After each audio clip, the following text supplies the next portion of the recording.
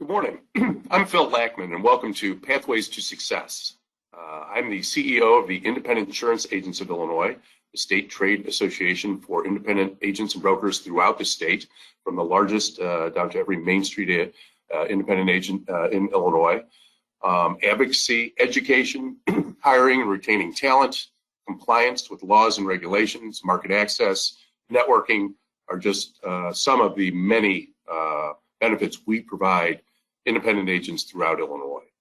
Today, we are going to providing you a program, whether you're captive, whether you're in an agency today and looking to start your own agency, presenting information on legal aspects, financing aspects, market access, and some individuals who have recently taken that path to independence and want to share their thoughts and views.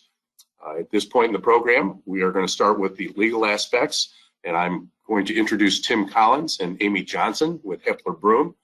Hepler Broom is a statewide law firm, has deep knowledge in independent agencies and independent insurance agency companies, and also operates our free legal hotline for our members. So Tim and Amy, good morning, welcome, and the show is yours. Good morning.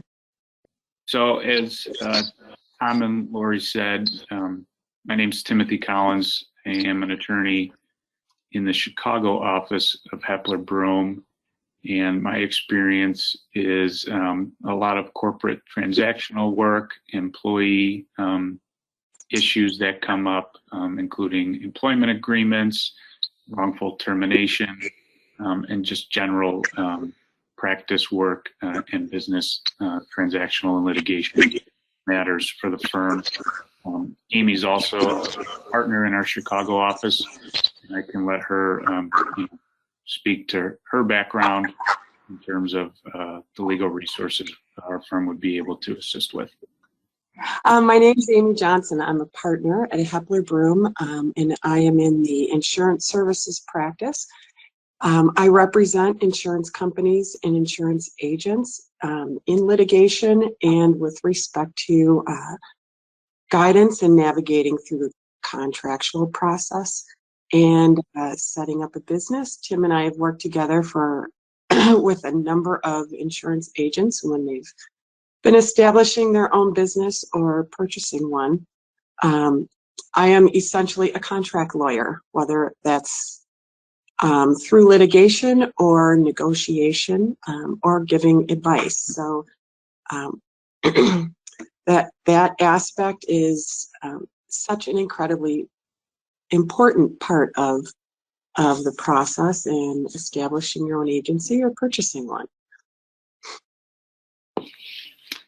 So Amy and I wanted to briefly just sort of give you a broad overview of some of the unique aspects of either starting your own business, acquiring your own business, and basically a business startup presentation. And so one of the first things that most people have to decide is what type of business they want to form. And typically in Illinois, there are two different types of businesses. One would be a limited liability company, and one would be a corporation. They're both similar, but they're also different.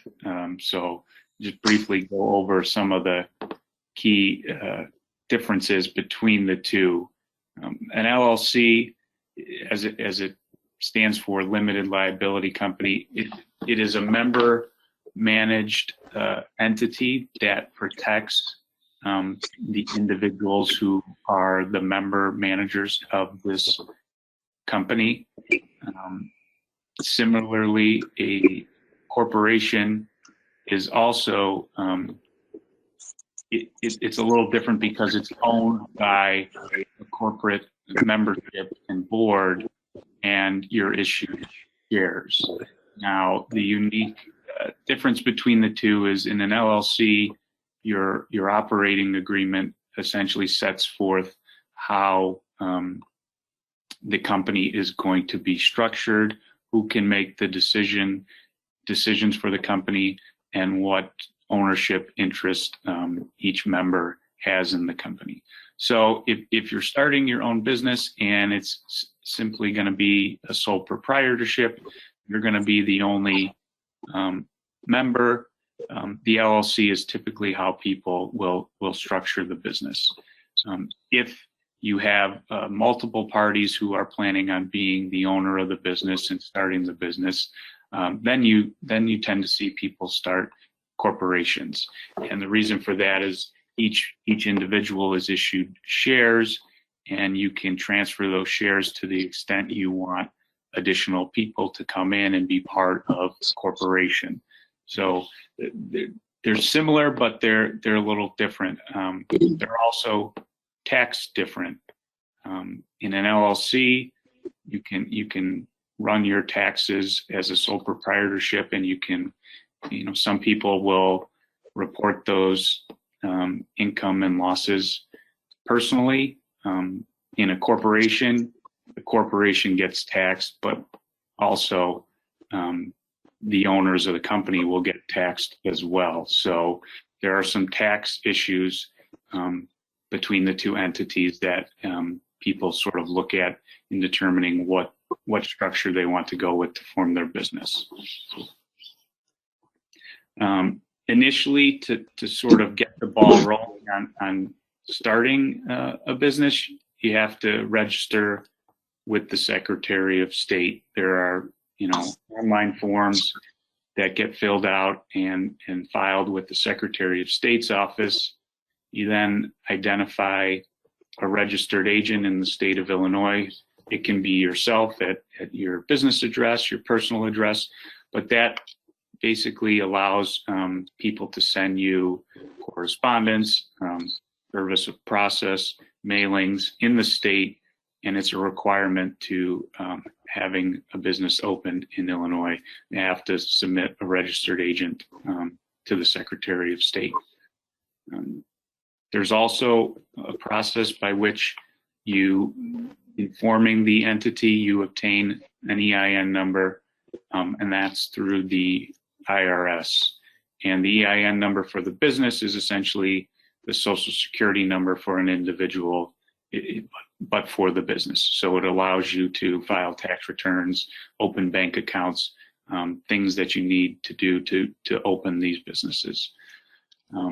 Also, any sort of licensing that you're required to have in opening up your own business.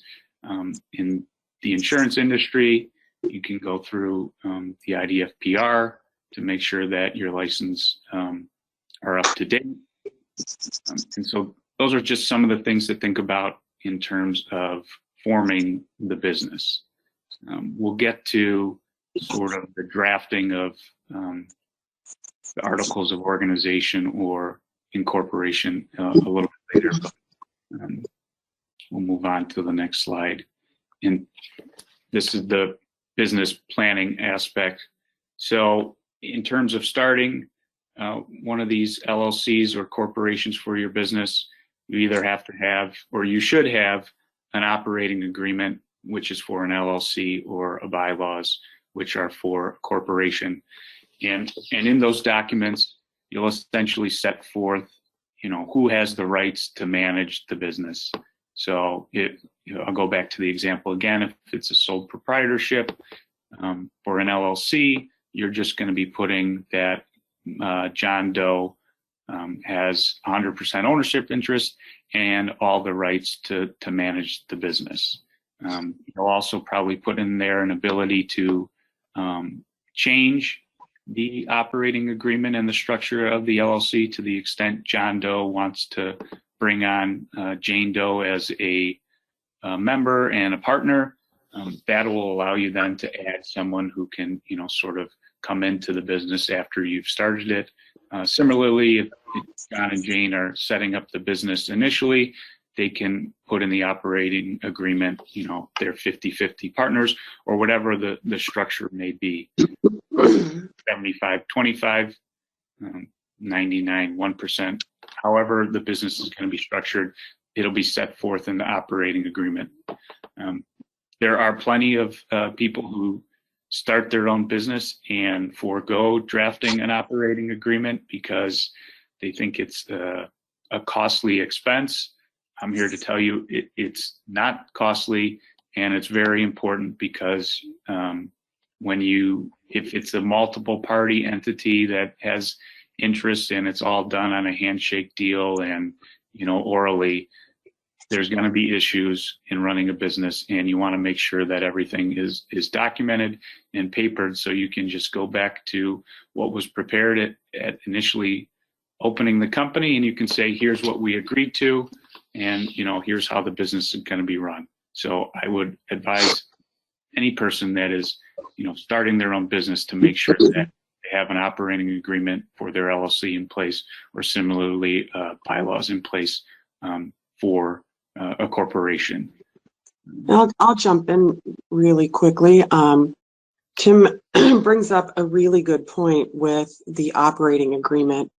And one of the things that I see, especially since I do quite a bit of litigation, an operating agreement is a great way to make sure and or set expectations for the business relationship. So there are no surprises down the road, which is something that happens, it happens frequently. And it is so well worth the time spent. It allows you to think about exactly how you want your business to be running, who you want to have controlling certain aspects of the business. And it actually allows you to look forward and focus on running your business instead of trying to plan contingencies down the road. Yeah, it's a big safe haven for what can be avoided in terms of disputes between people who are working together to run a business. So it's good to get it done up front than rather not have anything and try to reverse course and put something together after you're operating the business, and it's like, we forgot to do this, let's do this now. It's better to get all your ducks in a row at the beginning, get something drafted. It can be short and sweet. It doesn't have to be overly legalese. It just sets forth what percentage of ownership, who has the rights to manage the business, and it just makes things easier for people going forward. One of the other topics in terms of planning that Amy has a little bit more experience than me on is what type of business insurance should you have going forward in terms of any coverage. So I'll let Amy speak a little bit on this aspect of the business planning. Sure. So I think in the industry that you are all in and that we are in, we recognize how important it is for people to have insurance, and equally important for agents and agencies to ensure that the proper insurance is in place for them as well as their clientele. I represent quite a few brokers, and we have several other partners who extensively, that's all they do is represent agents and brokers in litigation. And it really is a critical component in giving yourself a safety net in the event that a dispute arises with your clientele or your customers with respect to the placement of their insurance. And I'll talk about this a little bit more when we get into business acquisition, which is going to be our next and I believe last topic.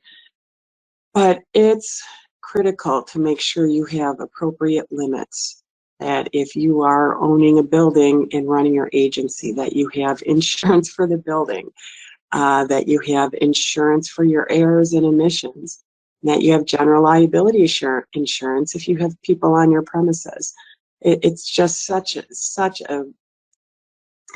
inherent function and purpose of our own business relationships.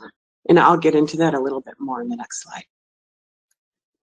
Yeah, so employment agreements, independent contractor agreements, those are also things that will need to be discussed for business planning, and I can, sort of talk about those in conjunction with the next slide in terms of business acquisition. So to the extent anyone is out there that is looking to purchase an agency, usually how that process works is there's some sort of letter of intent that is exchanged between the parties. So if an agent is looking to buy the shop down the street, usually what you'll do is you'll get a letter of intent, which will set forth what it is you're willing to pay for the business.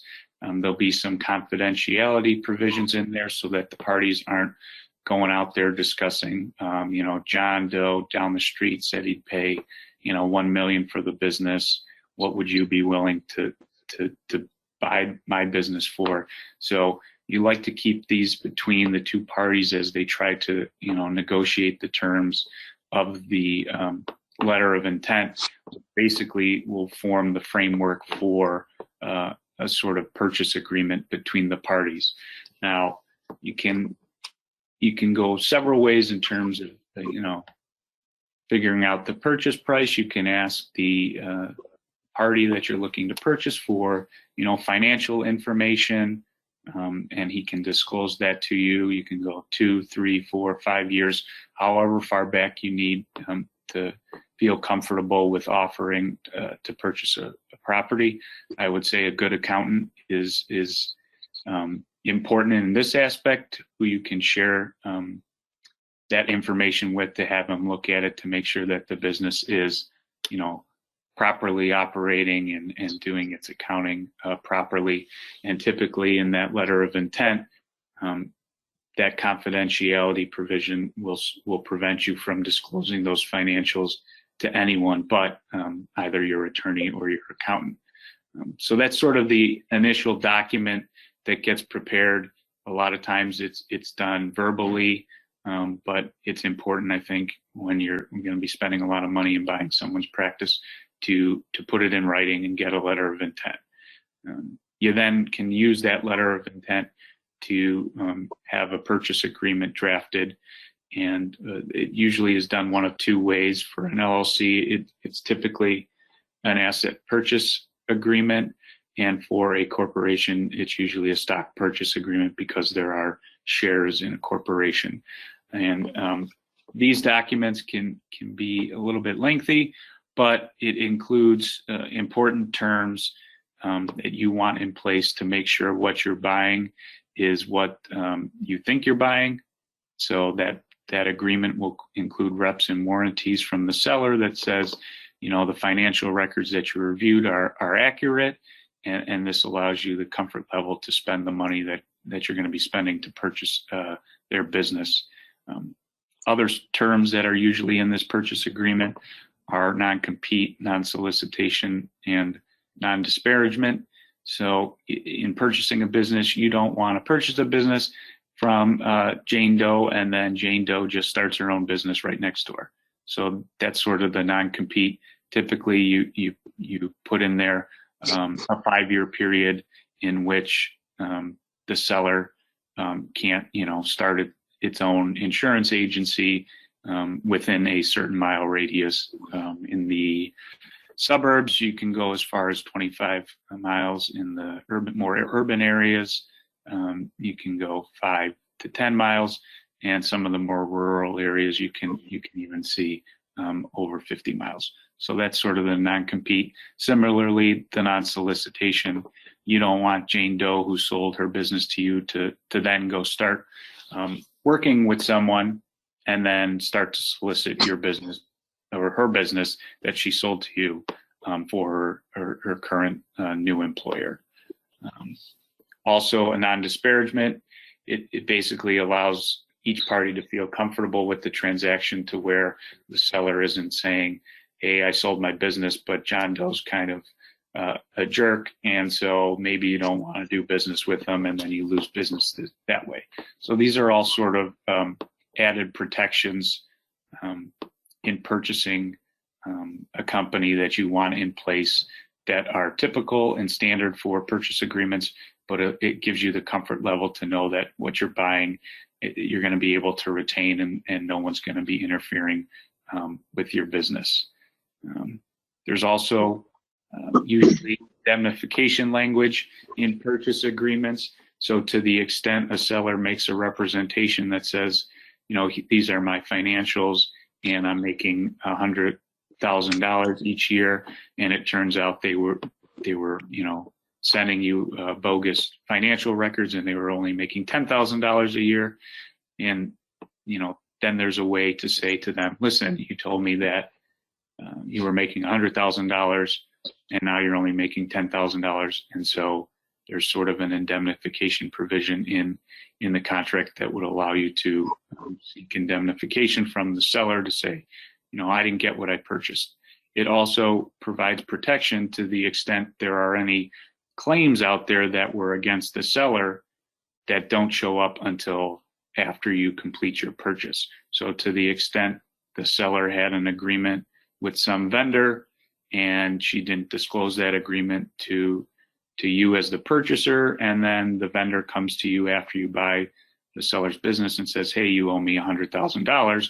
Well, you didn't know about it. It should have been disclosed in this purchase agreement. So then you can go back to the seller and say, this is an obligation of yours. I'm not responsible for this. You need to make this right. So these are types of things that will be included in a purchase agreement to protect you going forward. And I'll jump in on a few things too. One of the things that I talked about insurance in the prior slide, and one of the things that I think is very important to put into the purchase agreement is how claims that are made against the agency after you purchased it, but for conduct or negligence or errors and omissions that occurred prior to you purchasing. There are few ways to handle that. Oftentimes the purchaser, the buyer of the agency, will get a new policy or require a long tail coverage to get put on the policy that was in place prior to buying it. There's a couple different ways to structure it, and it's, there's common, some are more common than the other, but it oftentimes really relates to what the parties had agreed to do. Oftentimes we put in provisions how the business is going to be transitioned, sometimes including a cooperation clause and a participation to remain on, and make introductions and help with the transition. And another thing that oftentimes can be overlooked, and it's an important part of it, of the purchase agreement, is who gets the commissions on policies. Policies placed, but commissions that haven't been paid yet. That oftentimes can be a big area of dispute. And just like the operating agreement when you're setting up an agency, the purchase agreement is so important to make sure that the expectations of the parties are set. Oftentimes their disputes arise, and to be able to go to the purchase agreement and see exactly what the obligations and the rights of the parties are can actually eliminate what might otherwise be a dispute between the buyer and the seller. And that leads to something Tim had mentioned at the beginning of the slide that I find just another critical part of purchasing an agency is really doing that due diligence, getting an accountant to look at the books, looking at how the company is valued to make sure you're paying the right price, but also to see the kind of culture exists at the agency you're going to buy. If it's a larger agency, you want to make sure that there's going to be a good and efficient and effective transition. And if that will impact how much of an emphasis you want to put on that particular issue in your purchase agreement. oftentimes I ask the question of agents, are you purchasing a business because the owner is retiring, or if it's a failed business, because that oftentimes will impact your due diligence and how much further you want to look into the books and records for valuation purposes. At the end of the day, for me, when I look at these purchase agreements, it really comes down to we don't have to recreate the wheel. It's an intimidating process. Tim and I've talked about this a lot. It's overwhelming. People don't know where to start. We have that kind of experience that can not only get you started, get you set up, but we can help you get to the end result and the end goal, because that's what we are here to do, is to facilitate. Hey, Amy, Mhm. I'm sorry to interrupt. I think we're on a really time constraint, and we're gonna move on. I'm sorry. No, that's okay. We do appreciate you and Tim, both of you, participating in today and really walking us through that part of the legal resources that you have available. So thank you again so much for both of your time and willingness to participate. Thank you. No, it was a pleasure. Thank you so much. No problem. Thank you, Lori. So now we're going to go and move to, we have Matt Sprang, and he's with InsureBank. He is going to, I'm going to make him here the presenter so he can present to you the finance piece. Matt? Thank you. Hopefully you can hear me, and appreciate the opportunity to present.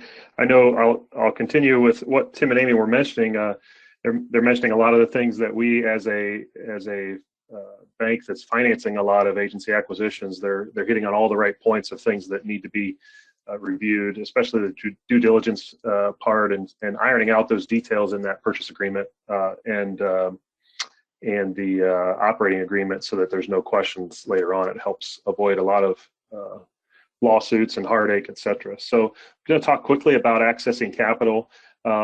Maybe Lori, if you can just chime in to make sure that you can see my screen and everything looks good.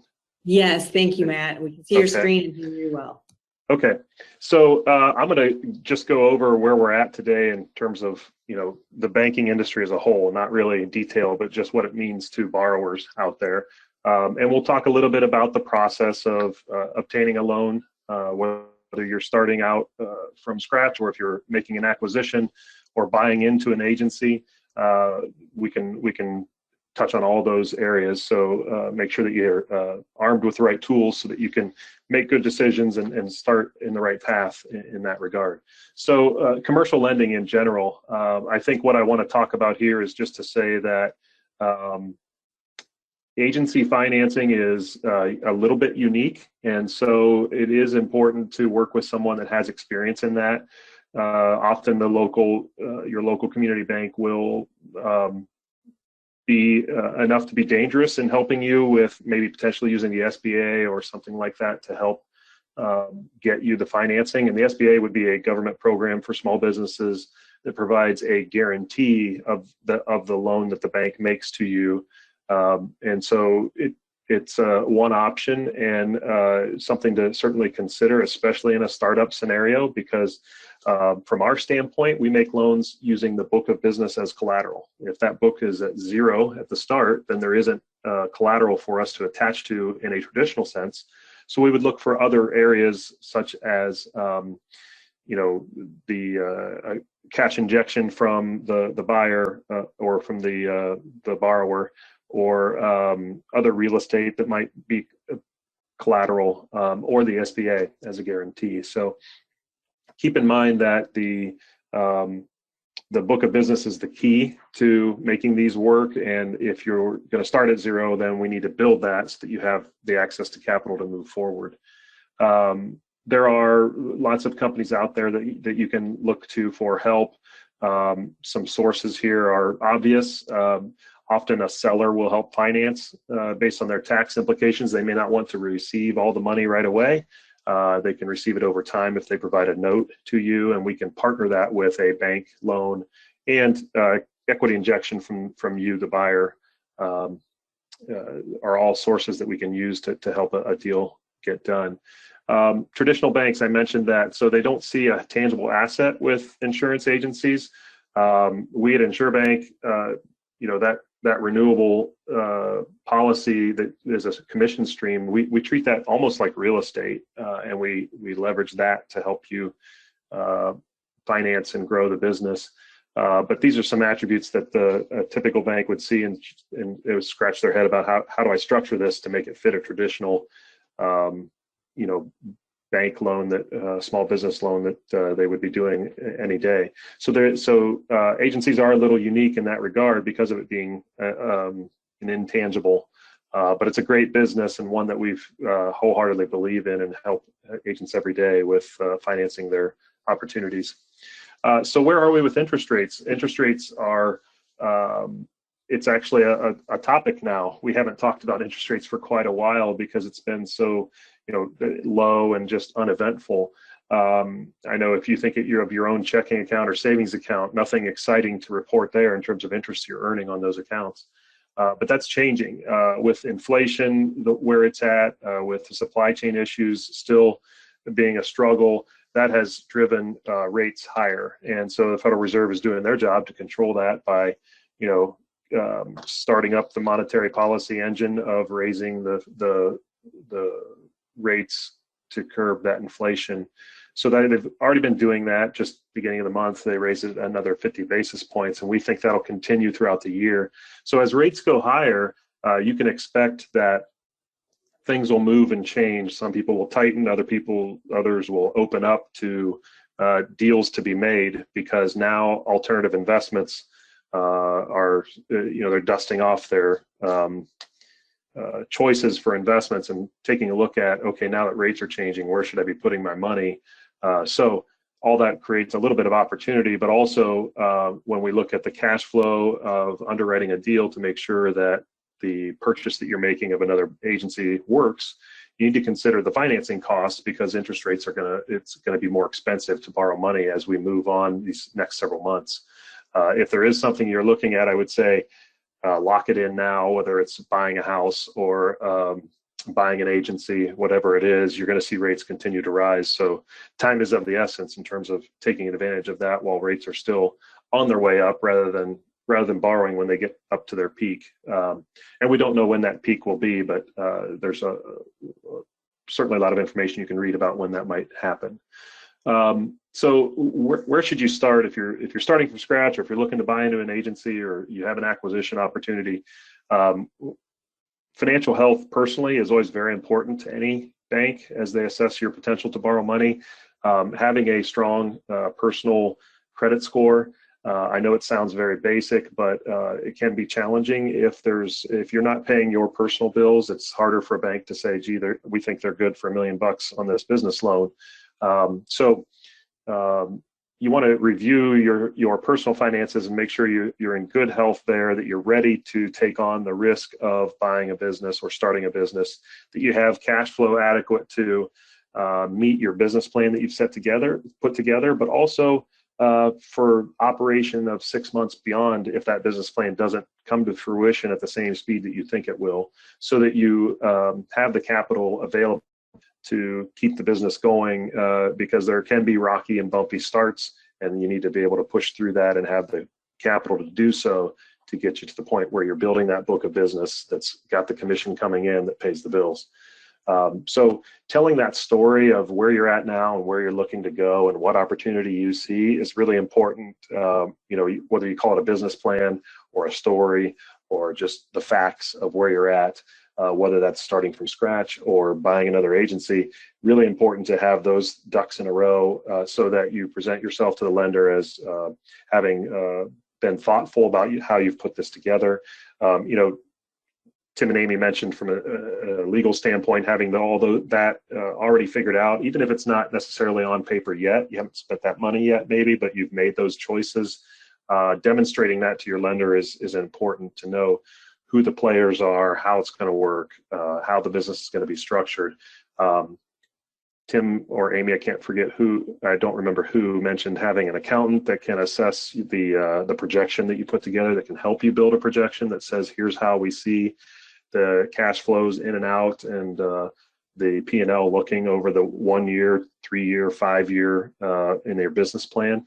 Important to have those professionals around you to make sure that you're starting off on the right foot. So I won't talk about this slide much in the interest of time, but just things to consider personally on the buyer side or the borrower side. Clarity here and just organization is really important. If you are buying an agency, getting a valuation that tells you what it's worth from someone other than the seller is always a great idea. Lenders can help you with that as well, depending on the size of the agency. We do that. I know others do as well. So what does a loan look like if you get a loan to start an agency or to buy an agency? We do a lot of 5 and 7 year term loans, often with a 10-year repayment. So if you were trying to put it out on a calculator, you'd want to figure your payment based on 10 years of amortization. So rates often, right now, everyone wants a fixed rate because of the interest rates that I mentioned. And so we're typically offering a 5-year fixed rate that'll reprice at the end of that 5 years, and then it'll be fixed for another 5 years through the full repayment of the loan. And we take a lien on going back to the legal part of it, on all the assets of the agency. If there's stock, a C Corp or an S Corp, or if it's an LLC, it's membership interests. We're going to take a lien on all of that, and so that we have the ability to attach to your renewals the commission stream. That cash flow is king. I should get a bumper sticker that says that cash flow is king. Because that's what enables you to unlock all sorts of opportunities in your business, whether it be with your banker or, making a deal happen with one of your clients, et cetera. So we often get life insurance and a personal guarantee. If you do go the SBA route, you're going to see additional things like a lien on your house and spouse signatures, things like that the government has put in place to say, if the government's going to provide a guarantee, there's some additional pieces of collateral that they want to have in place to make sure that that you meet the obligations. I mentioned building a business plan. There's some items that we would want to see in that plan. We also, what doesn't say here is tell the story of what it is you'd like to accomplish, why this business fits in the community or the market that you're going into, and if it's an acquisition, how that works and why that makes sense, and what you think you can do to either continue or to change the current agency to meet the obligation of the loan, but also to essentially make money, and why it makes sense from a business standpoint. If you're starting from scratch, how long will it take to grow revenue, and does that make sense based on the market, how many other agents there are in the market, and if you have any differentiator of, maybe you're going to be a niche insurance. We have agents that are in all sorts of different niche businesses that they become an expert in that area, kind of like InsurBank is in the banking area of independent insurance agents.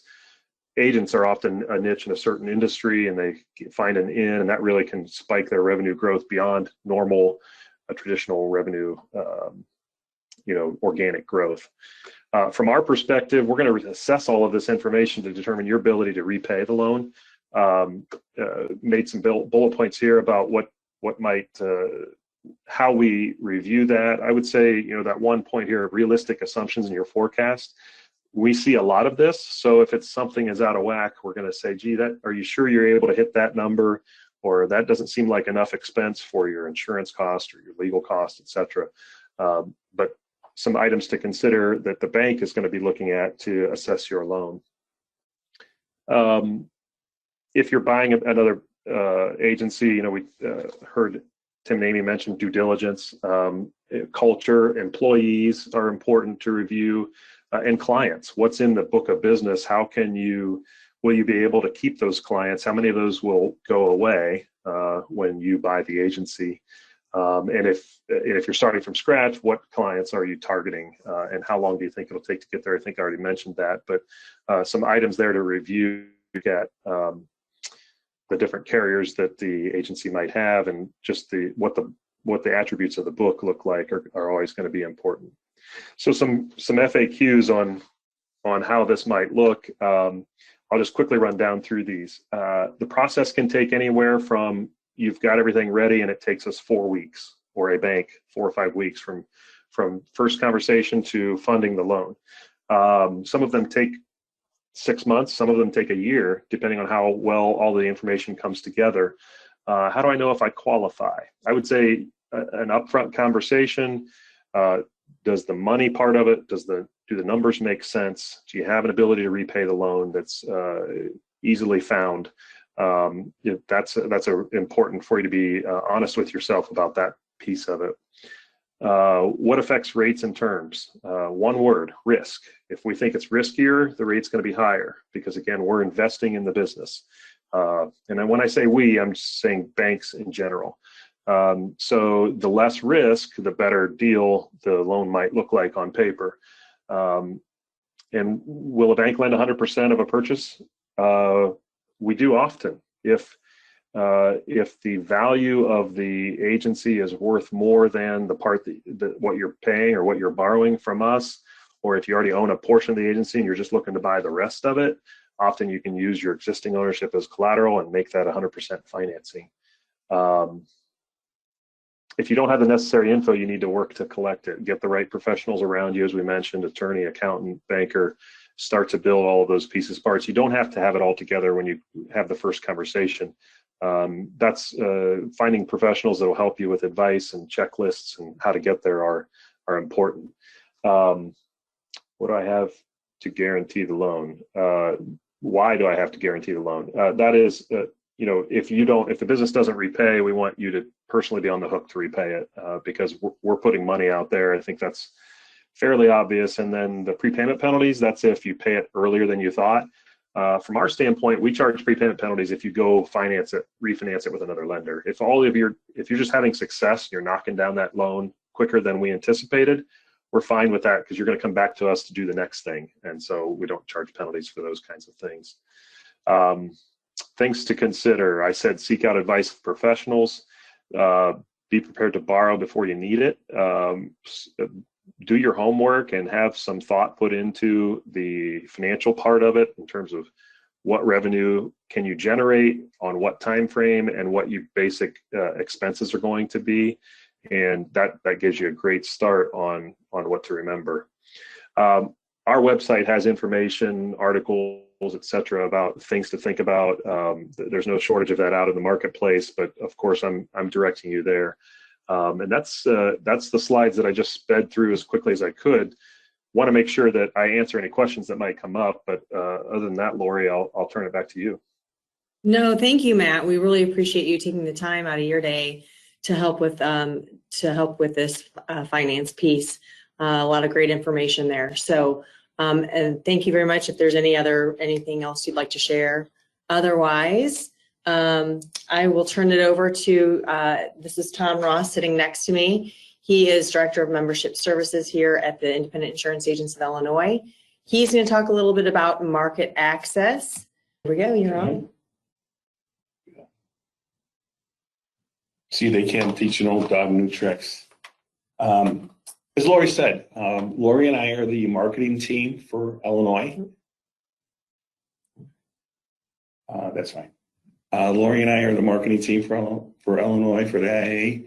I've been with the association 7 years, and currently in the business 43 years. Prior to the association, I spent my early years as a producer, working in my father's agency right out of college. And then after my father passed, I ran with the agency for about 7 years. I had my challenges, my struggles, which I'll talk about a little bit today. And those challenges can vary from agency to agency, but I believe that, technology today is not only time consuming, it's something that we need and we learn every day. Talent, the big buzzword today seems to be like, we need help. Tom, Lori, We're looking for producers, we're looking for CSRs, but that's been a struggle for many years, challenges.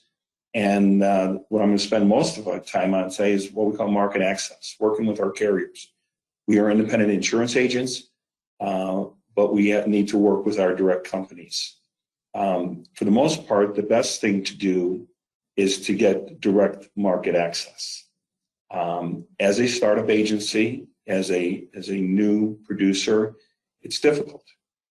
Companies are looking for experience. They're looking for a book of business, as both the legal side and the financial side stated earlier. It's not always the easiest to obtain direct contracts right out of the box. There's a commitment. Most carriers want minimums of $250,000 to $500,000 in volume. That does vary throughout the state, depending on the company and depending on the location that you're in. But we always recommend that if you can get a direct appointment, by far that's going to be your best commission level. And then with the opportunity that one day you will be able to obtain the contingency bonus profit sharing agreements that are part of the contracts. As a member, I would be remiss in not talking a little bit about membership. The membership in the IIA has many products and services, like Phil mentioned early on. Advocacy is huge. Our educational programs are a pillar of our success. Our E&O program. Membership in general brings a lot of benefits and services. The next couple sections I'm going to talk about, you do have to be a member to access these programs. The first is independent market solutions.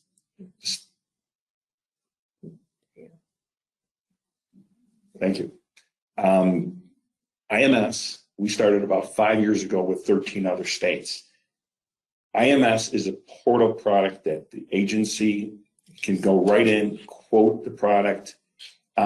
So the product itself is you go directly into the portal. The portal you can quote, bind, and issue in the same day. We currently have 4 commercial carriers in Illinois and 3 personal lines carriers. The commissions do vary based on the product that you're writing, product line, and by the carrier. More information on this product, contact Lori or myself. We'll be happy to walk you through that and get you signed up. With either of these programs, you own their expirations. There are no fees attached except your membership, which we can start as little as $50 per month. And there's very little, if any, volume requirements, which can't be said, when you go through a direct contract. Second program we have is through Big I Markets. As a member of your state association, you then become a member of the Independent Insurance Agents and Brokers of America, the IIABA. They're in Alexandria, Virginia. We have a presence in Washington, D.C. for advocacy reasons, obviously. But the Big I has many products and services as well that can help your agency. Through the Big I Markets, we again have many personal lines companies and commercial lines carriers, as well as a flood program with Selective Insurance. We have a surety market through Oakleaf, and we have some additional cyber products through the coalition. We ask you to take advantage of these programs to either supplement with your carriers that you currently write with, or to use them as direct markets.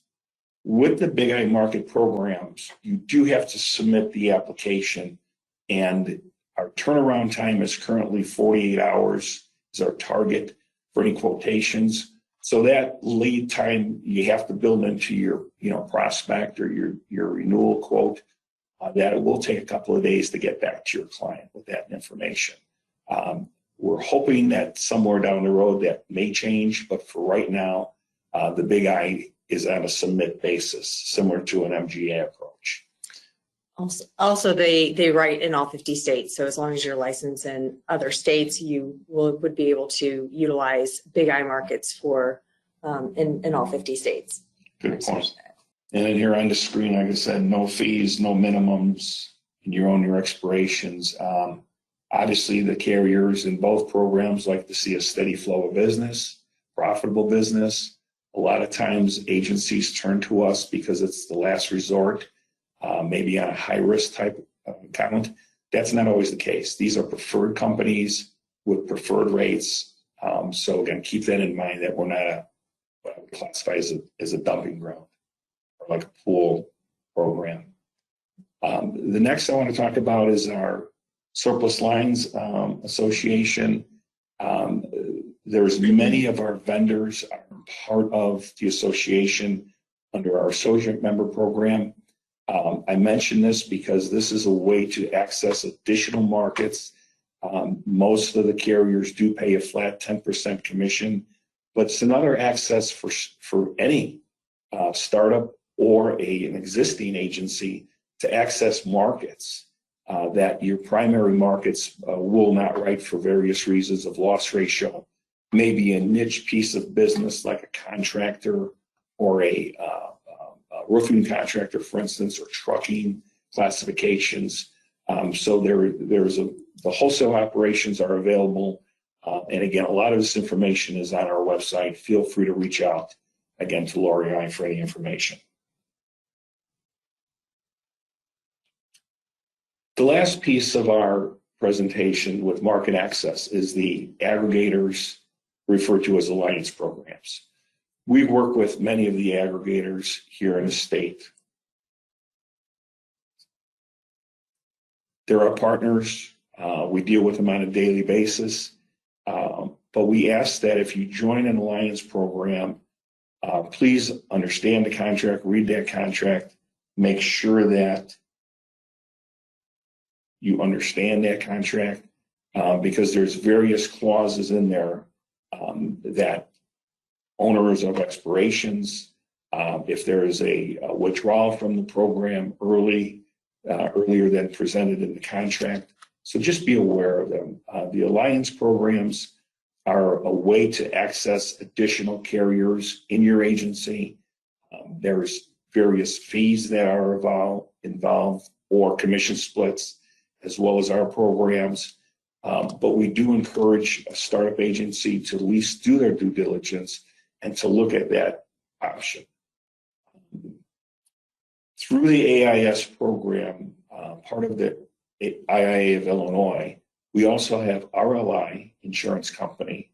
RLI writes the personal umbrellas and in-home business policy.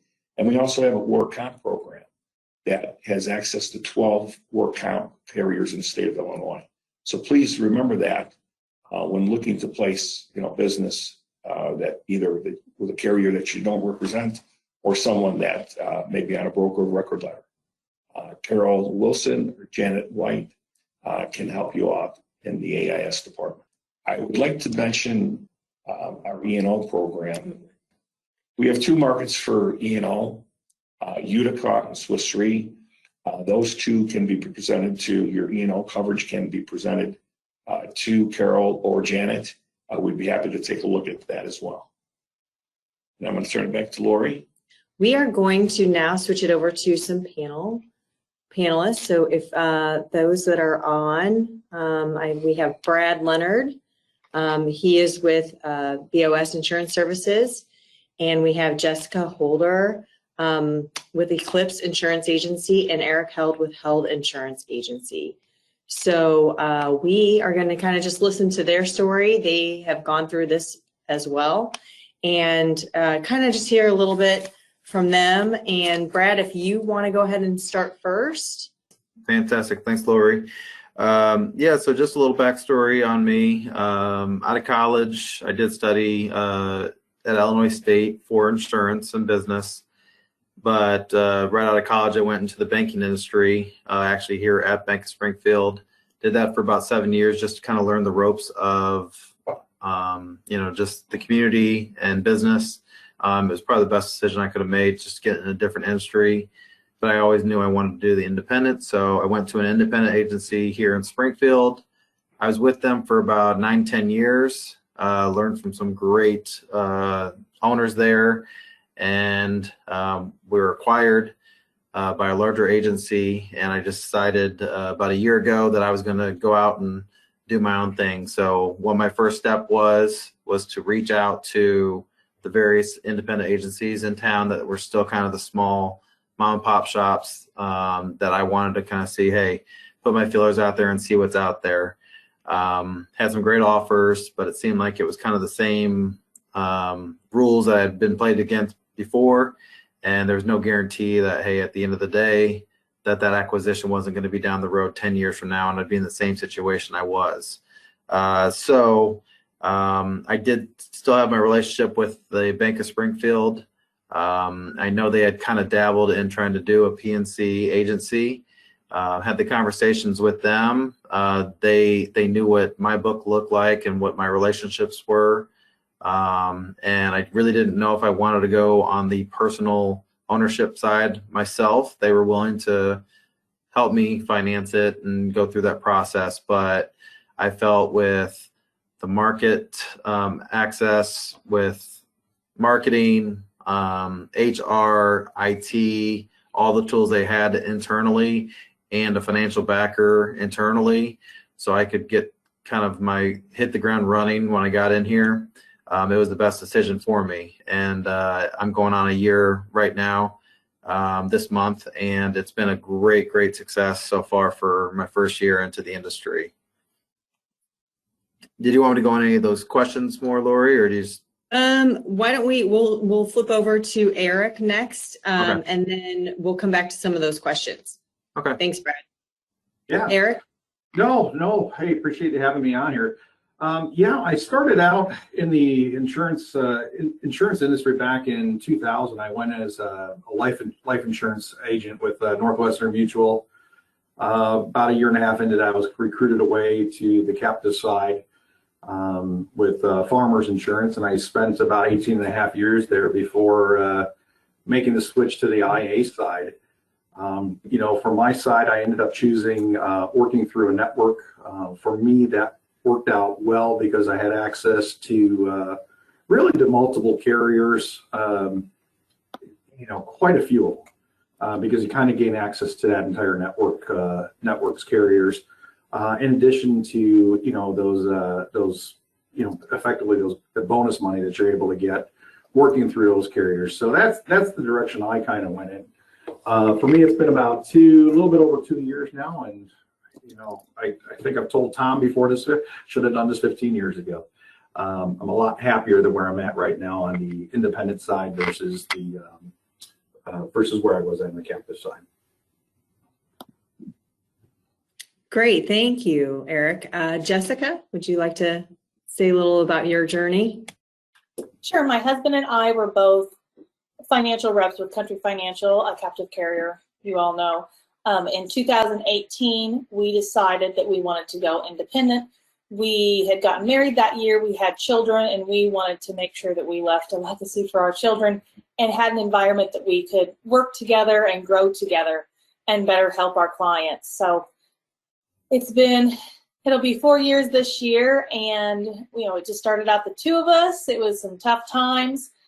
You have to, you start at zero. So we grew and eventually grew to 3 locations, and we just have an awesome staff. The recruiting is everything, and finding the right people who share your vision and people that you can trust. Great, thank you. So I've got a few questions that I just wanted to throw out to you. So you guys all talked a little bit about your story and where you came from and why you made the decision that you did. What were some of those first challenges that you faced, and what did you do to kind of overcome them? Like what were those first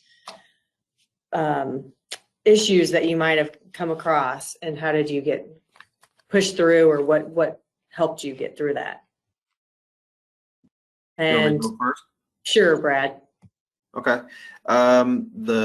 The most unforeseen hurdle that I ran into was the technology tool. And I like to think I'm a pretty tech savvy individual, and I have an IT team through the bank that's 9 deep. But what you just did not know was like the management system and how cumbersome it was going to be, and what they tell you it's going to deliver and what it actually delivers is a totally different product. And I wish I would have had that figured out before I even talked to any investors or the bank, because that was my biggest hurdle, and it just did not deliver the way it was. And it truly took 5 to 6 months to get it 100% figured out without any issues and kinks. And that was just a huge burden on the agency. And then the other big thing would be just finding those markets that are going to be patient with the agency.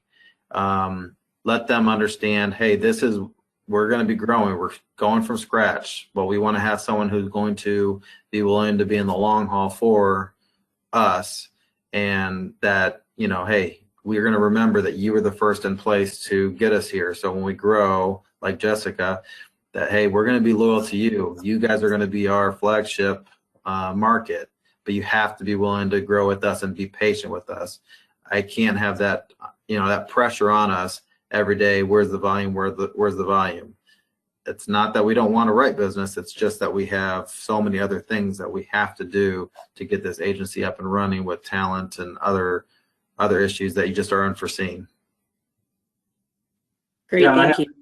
Yeah, and I was going to say, I have to agree with that. Kind of developing that, for me, it was kind of developing that digital footprint, and really, I should have done it coming from the captive side. I should have done it prior to making the switch. Really develop the website, exposing my old customers to it, and just, getting that footprint first, because right now I'm just in the process. It's taking me a little longer to do it. It's taken me probably about 1.5 years to finally get it to where I'm comfortable with it moving forwards. But that would have been one thing I would have just wish I would have done immediately prior to making the switch. I think I agree with a lot of what they said. For us, it was literally knowing nothing about the IA channel when we made the switch. And when you're captive, you have one market, you have one program, one management system, one carrier. So if I were to start independent again, I would want to make sure that I had one organization, one group that could help me lay out my management system, my rater, and of course, you talk about markets. Talk to me and help me understand markets, especially for commercial, getting a market for commercial that's patient. But a lot of it's just laying out that foundation for that management system, your phone, and the rater. Great, thank you. Looking back, what do you have done differently during your transition? You guys mentioned a little bit of it, Brad. You said you would make sure that the technology piece was put in place, and Jessica, not knowing the IA channel and what that, we call it flipping over to the independent side is like, going to the wild side, because now you have access to all these markets potentially, and you can write any type of business. So it's just trying to find the right fit. So, again, what would you have done differently from the beginning? Eric? For me, it would be really narrowing up my focus on who and what to write. As a captive agent, you end up quoting everybody. And it's something I ended up doing probably for the first 3 months on the IA side, and then I just really hit myself upside the head and said, "What was I thinking?" Trying to almost bring some of the stuff I did over on the captive side over. So on the IA side, I think you truly got to develop kind of that niche up, really for the commercial side, and even on that personal side, I think you want to be selective as to who you write. Really not waste your time. What I call on price shoppers. So what I really ended up doing was going back in, redoing kind of the personas, the customers I want to work with. And if those people don't fall into that category, I kind of move on and go on to the next lead. And that for me has really worked out on the IA side, because I'm being much more focused, just not quoting everything that comes across the desk. Brad? Yeah, and it's not really a hurdle per se, but it was the most important thing for my success was having the right staff in place. I hired an individual who has kind of had this experience of starting an agency from scratch. She had been in the industry for 33 years. She knows what it means to run an agency. My family, they're a bunch of football coaches. One thing I've learned from them is you got to surround yourself with people who are smarter than you, more talented than you in certain areas. And I knew what I had defects in and which she could fill in, and that was the most important thing to my success. Was she had aspects of an agency that I knew I failed at, and she kind of filled. And hiring the right people was the most important thing to a successful agency. If you don't have good talent, I don't care how good of a salesperson you are, you're going to fall on the service side at the end. If you're just about the sales and the back end's not there, you're not going to have a successful agency. So I think that was the most important thing. And I did do that before I got started. And I think that's why I had success, was because I had things lined up. So if you can do that, I think that's the key to success for you. Jessica?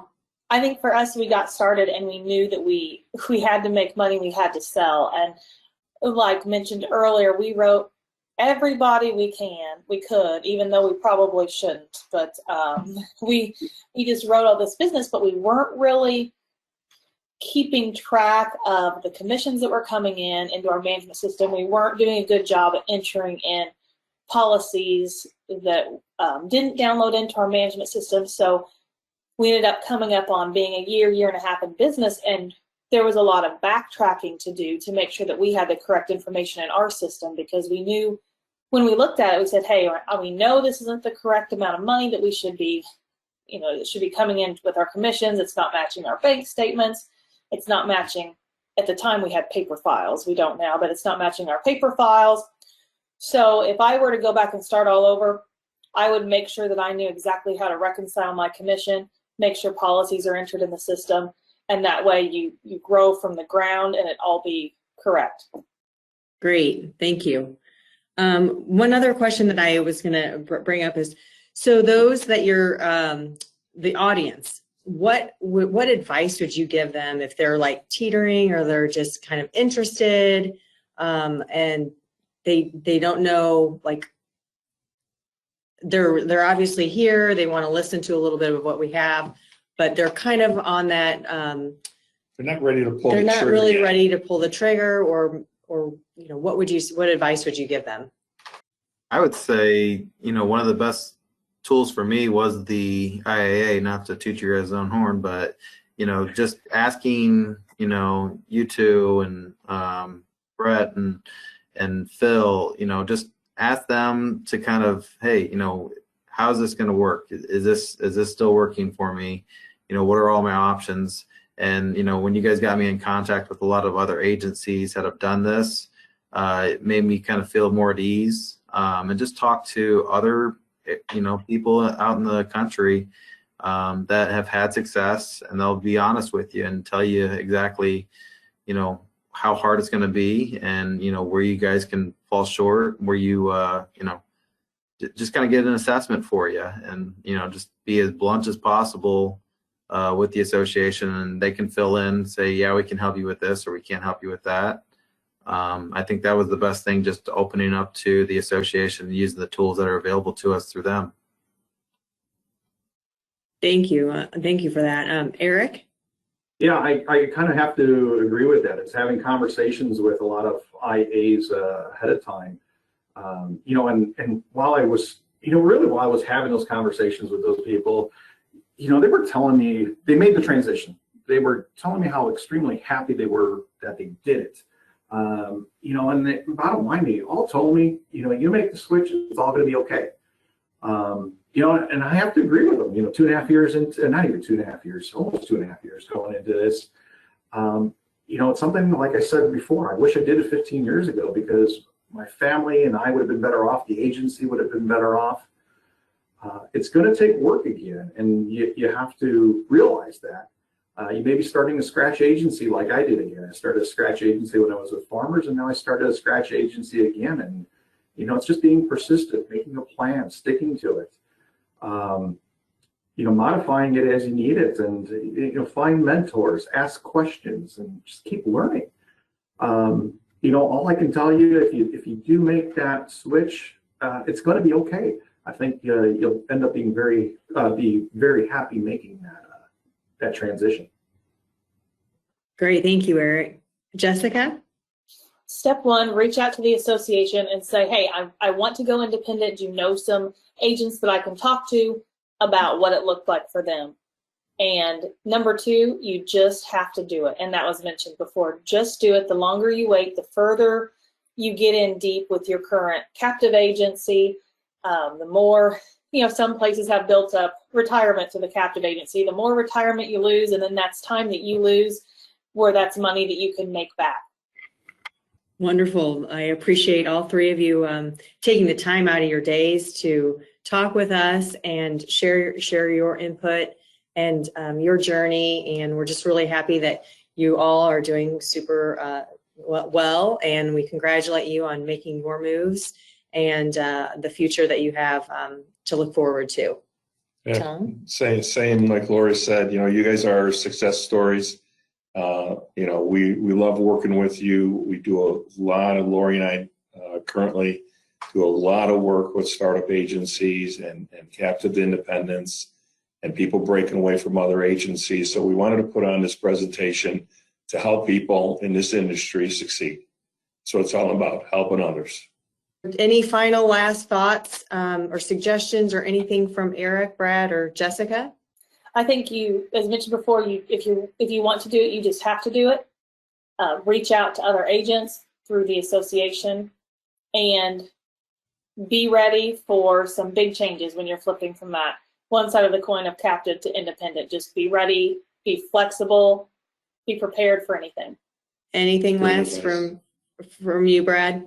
Yeah, I mean, pretty just be ready for anything.